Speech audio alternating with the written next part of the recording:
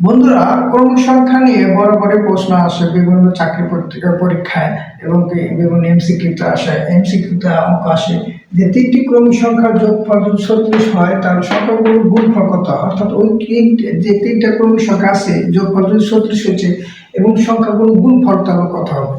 তাহলে এই ধরনের প্রশ্ন আসলে তাহলে এই ধরনের দুই নিয়মে আমরা অঙ্কগুলো করতে পারি।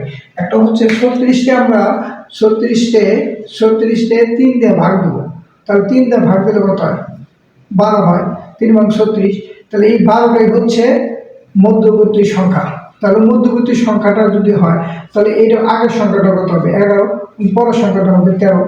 এবং তাহলে আমরা এটা বলছি সংখ্যাগুলো গুণফল কত, তাহলে এই 11 গুণন 12 গুণন 13 এই তিনটা গুণফল করে যেটা পাবে সেটা হচ্ছে অ্যান্সার। ঠিক আছে, তাহলে প্রথম কি করবো? 11 গুণন 12 গুণন 13, তারপরে 1716। 1716 এরকম এইভাবে করা যেতে পারে। আরেকভাবে করা যেতে পারে যে ক্রমিক সংখ্যাটা হচ্ছে কি এক্স, যদি প্রথম ক্রমিক সংখ্যা যদি এক্স হয়, পরবর্তী ক্রমিক সংখ্যা এক্স প্লাস ওয়ান, পরবর্তী ক্রমিক সংখ্যা x plus one plus one সমান এক্স প্লাস টু।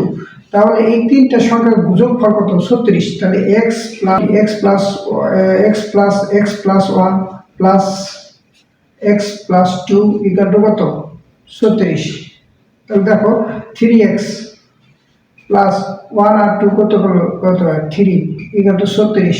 এখন 3x ইকুয়াল টু 36 বিয়োগ 3 সমান 33। তাহলে 3x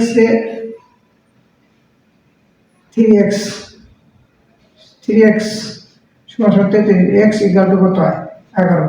এখন এই x এর মান যদি এটার মান যদি 11 হয়, এটার মান কত? 12, এটার মান কত? x প্লাস 2 অর্থাৎ 11 প্লাস 13।